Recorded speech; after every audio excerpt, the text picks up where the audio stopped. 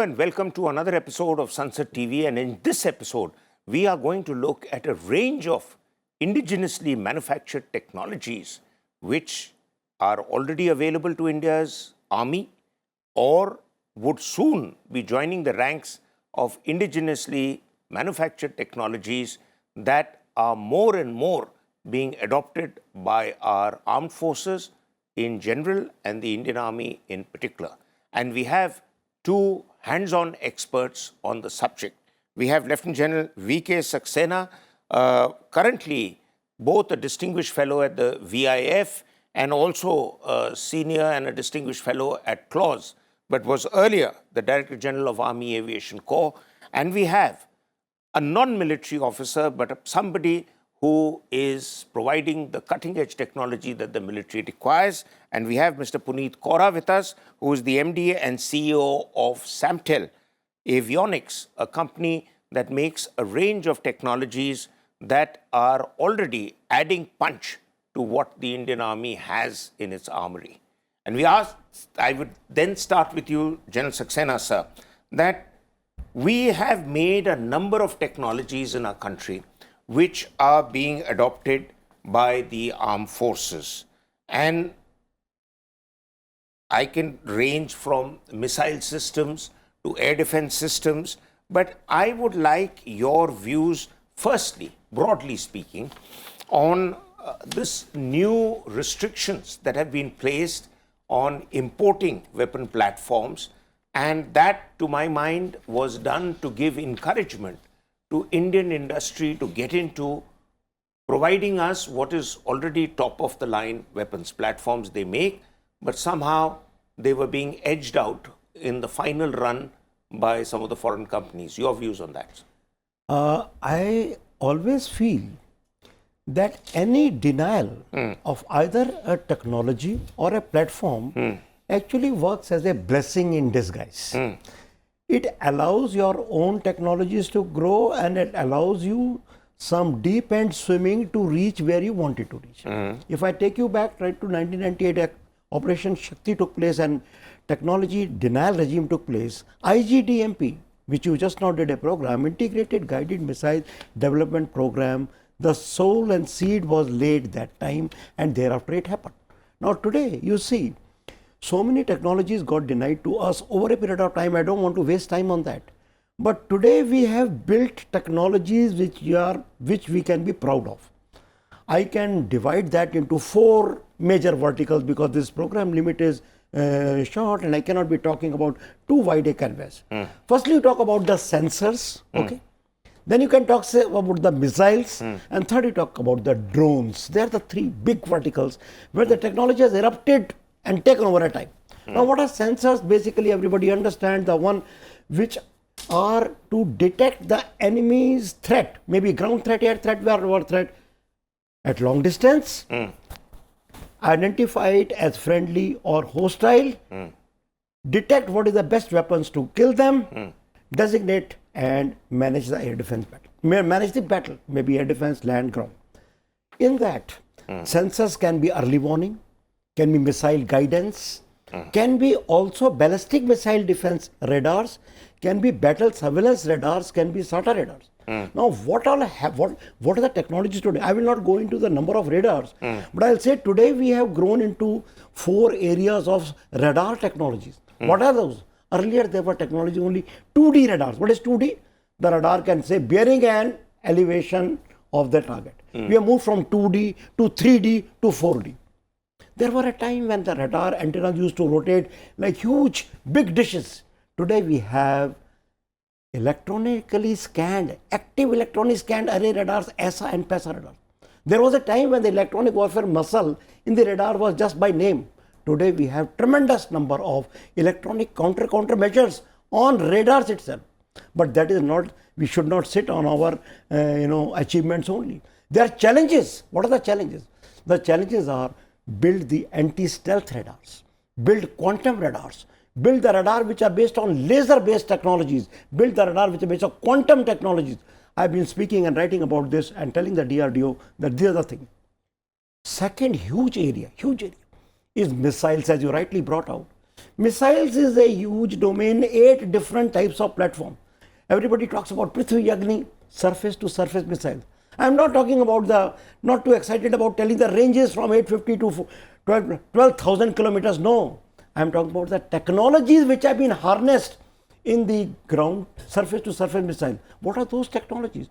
I'll come to that, sir, Yes, because time is of a premium. Yes. So what we need to understand from you is how much has all this been absorbed into the army? Because I'm going to do a special show separately for the Navy and the Air Force. Yes. But the army itself, we need to understand there's more to life than tanks and armored vehicles. Yes. Right. And Mr. Kaura, I want you to elaborate on a comment made recently by the current Indian Army Chief, in which he said that the Indian Army has recently embarked on a program for future and ready combat vehicles, and the future in aerospace and defense, he said, is the electronic way that things are going to make a difference. See, most of the equipment, whether you look at, let's look at a little bit larger canvas. If you look at Air Force, Army, Navy, typically in an aircraft, a fighter jet, you have about 30-35% of the value is electronics, and a lot of it is now moving from embedded electronics to embedded software, actually. Right.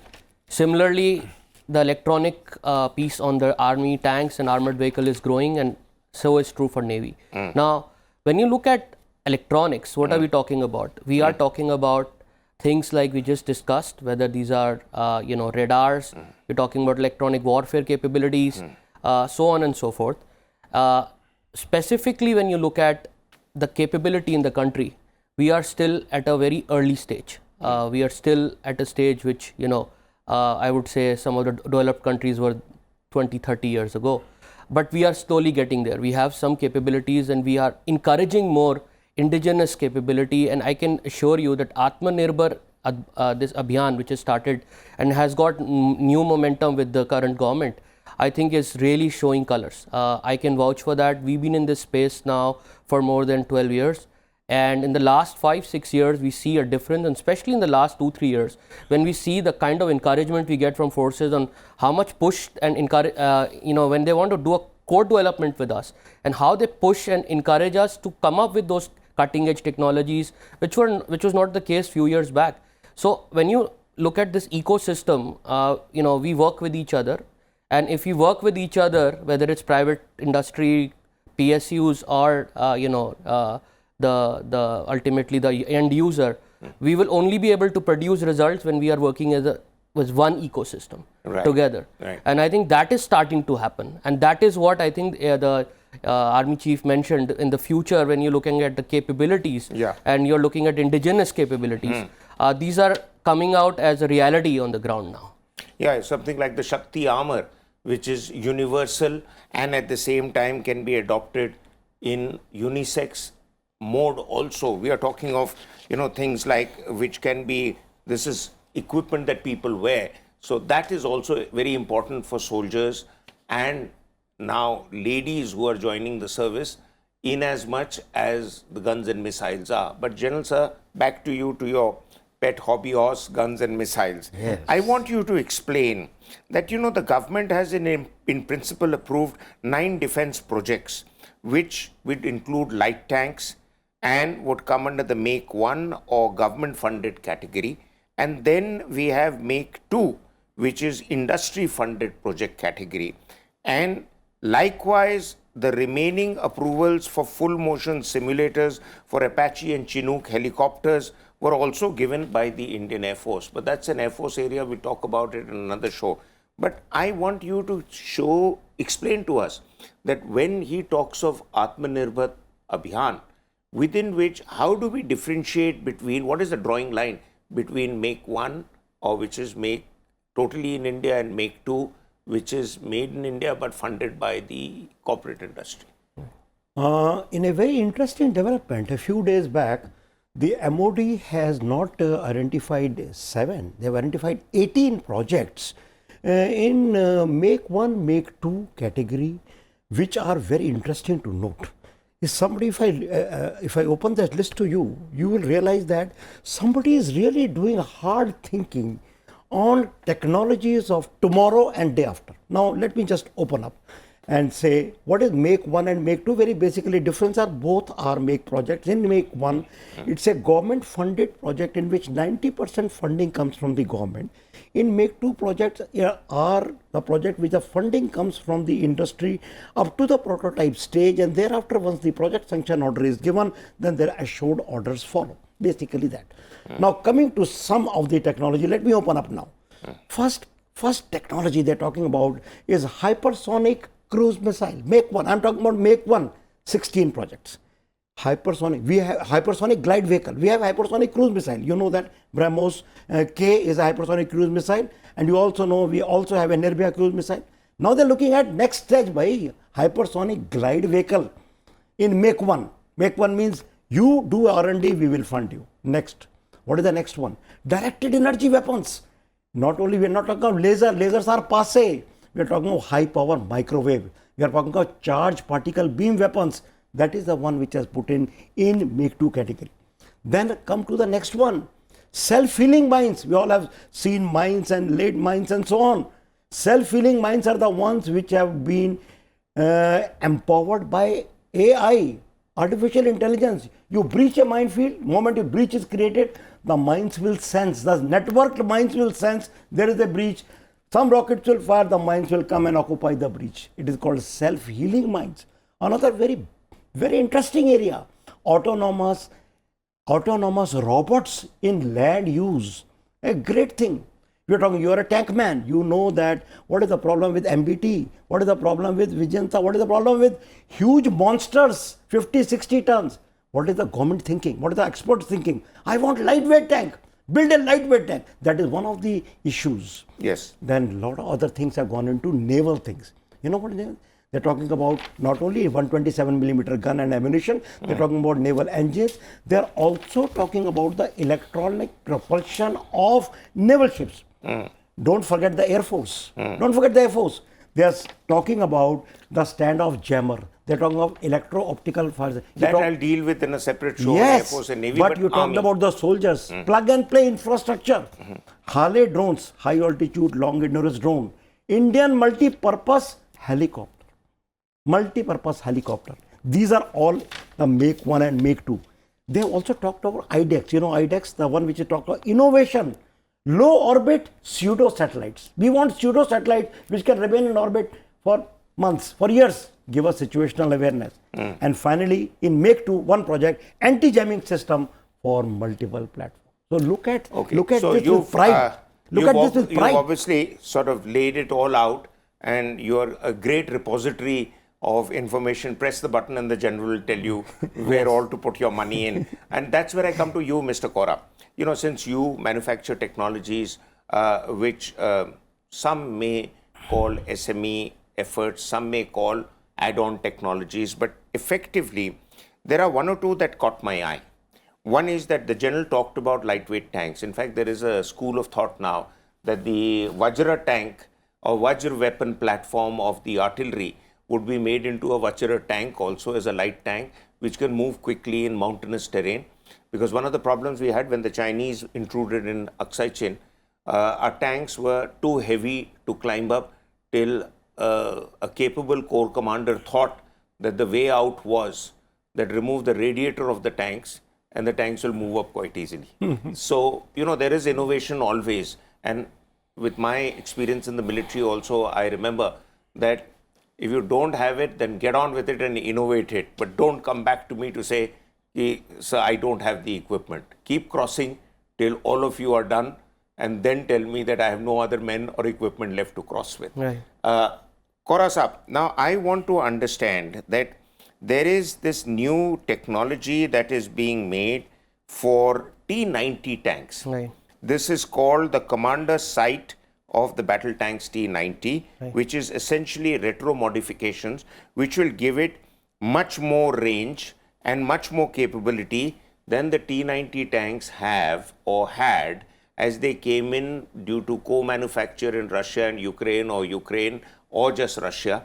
So how is it that such equipment, you're as an industry where you'll come into the Make 2 category, where all do you home on to you? How do you come on to understanding that this is an area where I would like to put my money in?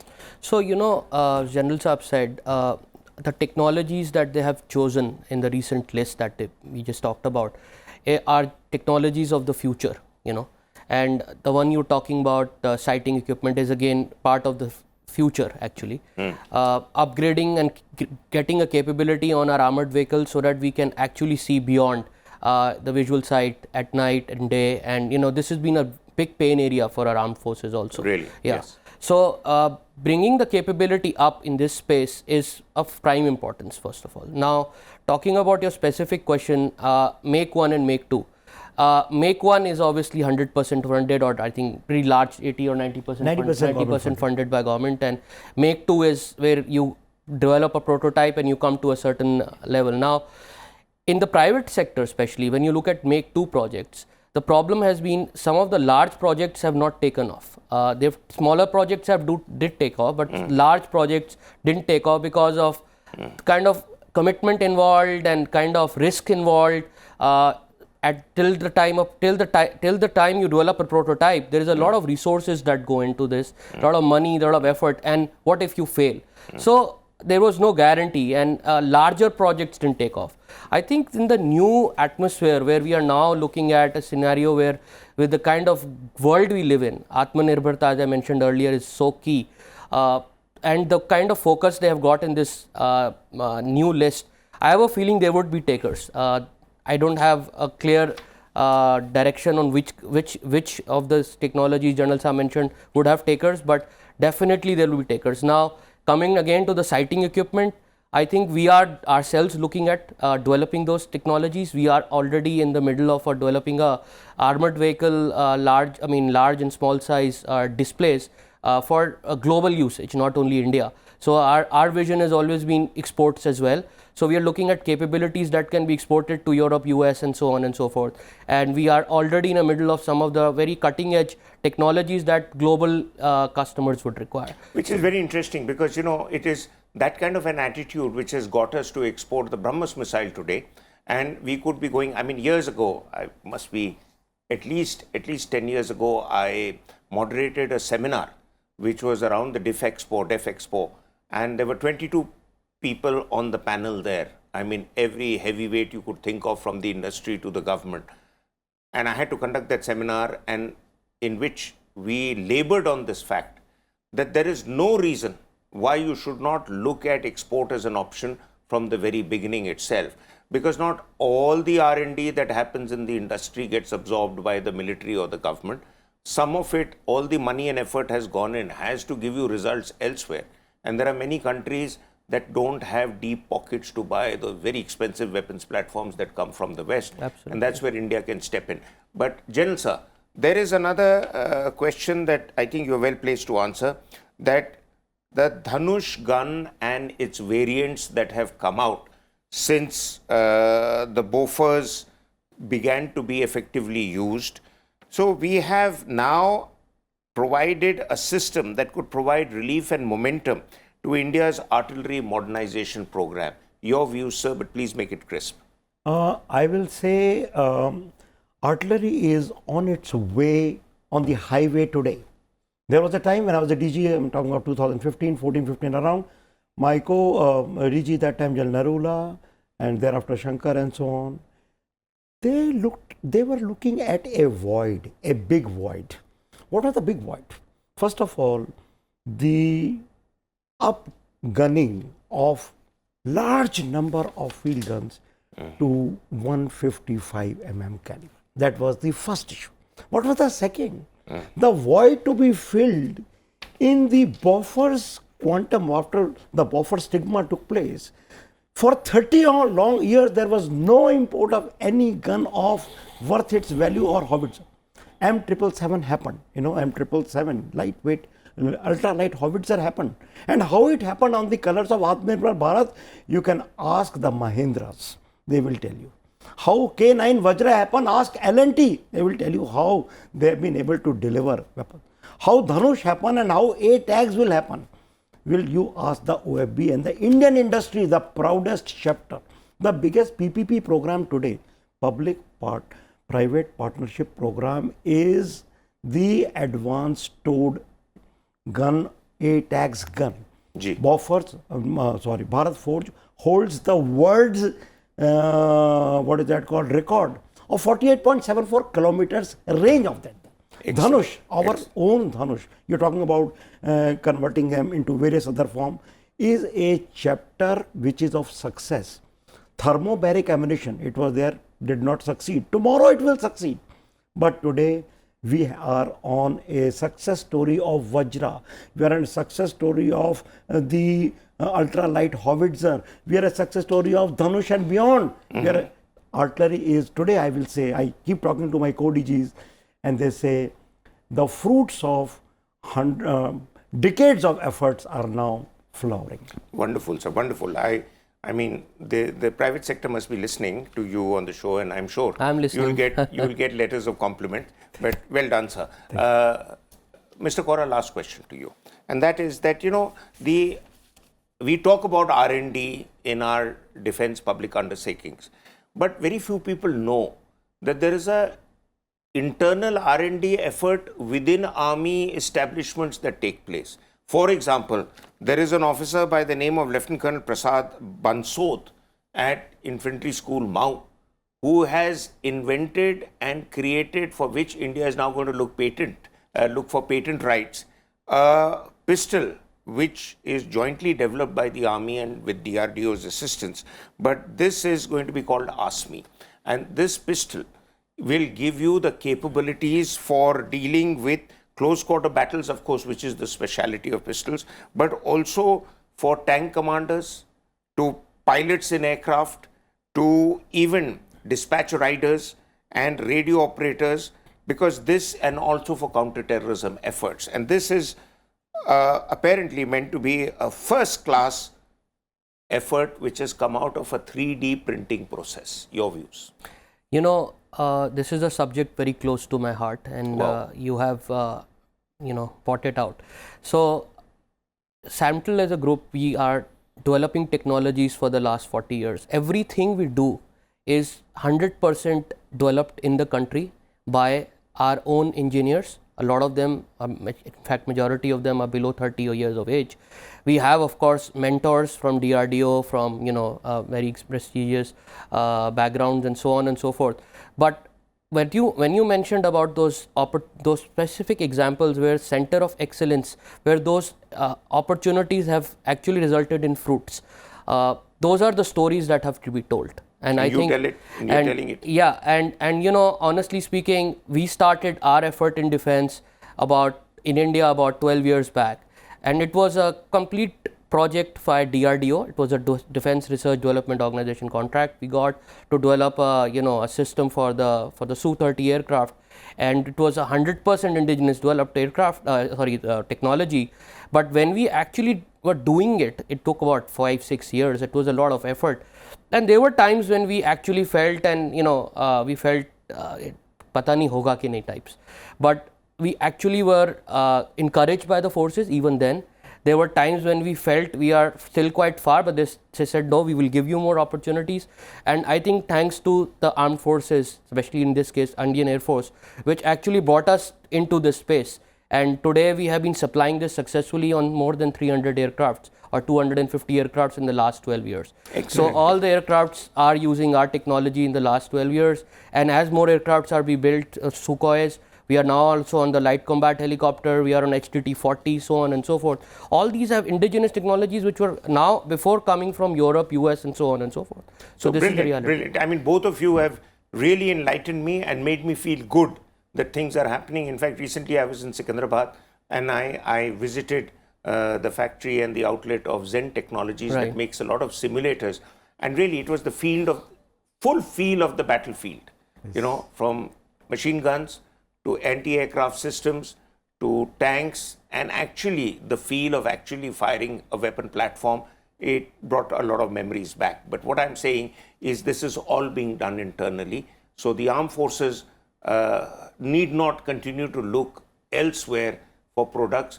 Just be a bit patient, and soon your requirements will be met, because we Indians are not second to none. Absolutely. Thank you very much for your wisdom and thanks for watching. Until your next episode, goodbye.